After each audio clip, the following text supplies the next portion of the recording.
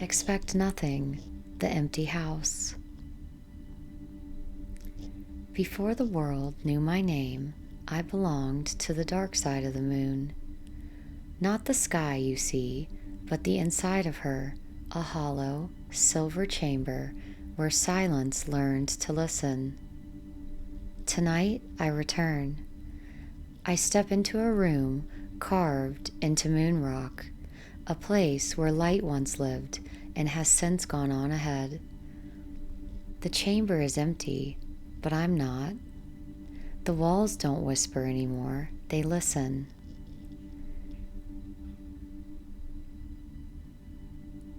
There is a moment after revelation that feels like this, a hollow place, recently bright, now dimming, not celebration, relief, not a triumph, a pause. I cross the threshold of this moonlit room, no furniture, no keepsakes, no portraits telling me who I must be.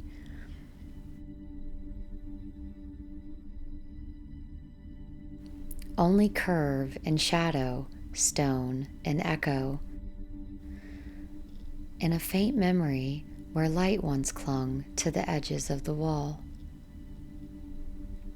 I stand at the center of the chamber, where illumination used to gather, and feel what holds me now.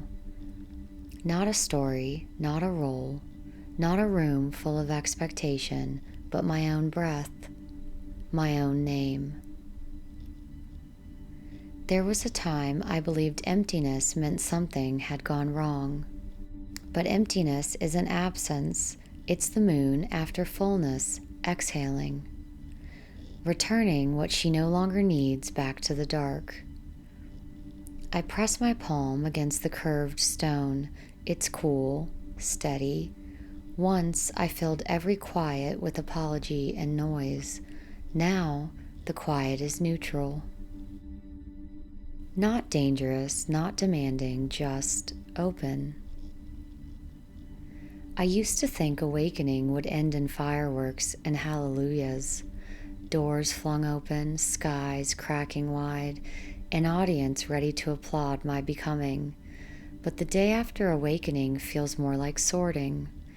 I sit on the moonstone floor of the chamber, cross-legged in low gravity, and lay out what I've carried there.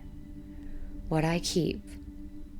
A simple bowl, not from any kitchen on earth, but from the part of me that remembers sharing. It's chipped with use, sturdy with love. A candle, its wax the color of bone, its flame small but unwavering. The way I pray when there are no words left. A letter to my daughters, not mailed, not finished. A promise that across lifetimes and lifetimes, love keeps a light on for them. What I release, a cloak woven of should have been. Masks I wore so long, they nearly fused with my skin. The script where I played the quiet one, the grateful one, the vanishing one. Integration isn't dramatic. It's a quiet vow whispered to the ordinary. Drink water. Speak gently. Tell the truth before fear steals its warmth. In the center of the chamber, I place one more thing on the stone. The belief that I must stay small to stay safe. It rattles once, like an old key dropped on the floor, and then goes still.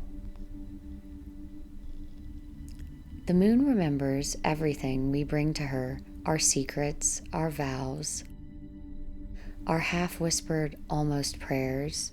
Her chambers used to bend around the shadows I refused to name. I learned to predict inner storms by the way my own voice trembled, by the chill that ran through my body when I crossed certain thresholds of myself.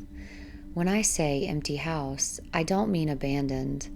I mean a space, inside the moon and inside me, finally stripped of dishonest echoes. No more creaks pretending to be my fault. No more drafts that feel like cold shoulders from my own past.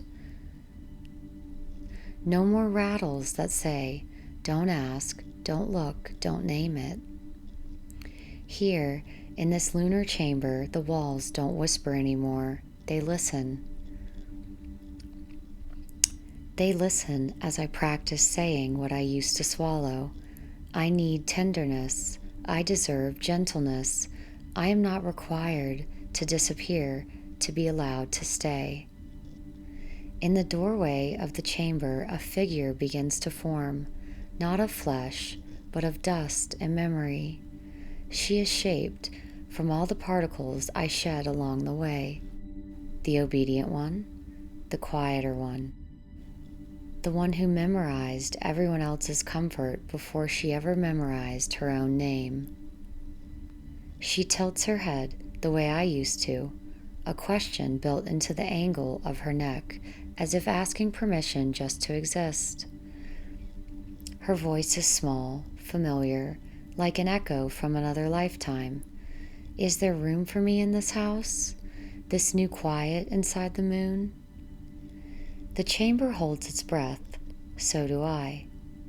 Yes, I tell her, but not as the one who leads. You may stay, only if you are willing to rest, only if you can let go of the constant flinch, only if you allow me to grow. Listening is the new architecture. Boundaries are the frame, honesty is the foundation. The old self, made of dust and light, nods, and something ancient in both of us unclenches. There is a light that returns only after you stop performing for survival, a gentleness that can't step forward until you stop rehearsing who you used to be. My former self lingers at the edge of the chamber, not haunting, not threatening, just unsure how to exist without bracing. I place the candle on the moonstone floor between us. The flame wavers, then steadies, painting our shared shadow on the curved wall behind it. For the first time, she does not shrink back. She watches the flame as if it's the first softness anyone has ever held out with no demand attached. I feel the ache of what she carried. The jaw clenched through entire seasons, the lungs that never emptied all the way she believed vanishing was the highest form of love. But in this chamber, emptied of pretense, light doesn't have to force its way in. It simply arrives and finds us waiting. I'm sorry you thought you had to hold the whole sky together, I tell her. It was never your job to be the ceiling and the floor and the walls. You were meant to be a star, not a structure. Her shoulders loosen just a little. She steps closer to the candle, sits beside me on the cold stone, awkward at first, like someone wearing a new body. We still disagree sometimes, she and I, about what needs defending and what needs releasing. Healing isn't swift, but it moves. When the chamber tilts toward old shadows, I open a crack in the metaphorical wall, a window in the moon, and I let the star wind pass through. She watches the dust rise and fall, and learns, slowly, that safety can be quiet. This is not a proclamation that everything is healed. It is an admission that transformation is a partnership between who I was and who I am now, walking together through the same light. Letter to my daughters. My loves, if you ever find yourselves inside a room or a moon emptied of noise, do not rush to fill it. Let the quiet introduce itself. The void that follows awakening is not punishment. It is a hallway between selves. Walk it slowly. Drag your fingers along the walls. Listen for the sound of your own footsteps catching up to you. When you bring your future into a new space, be kind to the parts of you still arriving. Grief often rides shotgun with relief. Serve them both tea. Remember, the walls here don't whisper anymore. They listen. When you speak, let it be true. When you rest, let it be deep. If any old version of you asks to enter your peace, hand her a blanket, a glass of water, and show her the rules. We stay, we soften, we grow. I love you, I am with you, and when you forget who you are, come home to the chamber inside of you that is never crowded. It's never crowded, it's always yours. Integration is love in the minor key, small, repeating, faithful. In the empty house inside the moon, I learn these rituals. Open a window in your day, even if it's only in your mind. Let some fresh thought in. Let an old belief out. Keep a bowl, real or imagined, by the threshold of your life. When you return to yourself, drop one worry in. If it's still real tomorrow, it will still be there.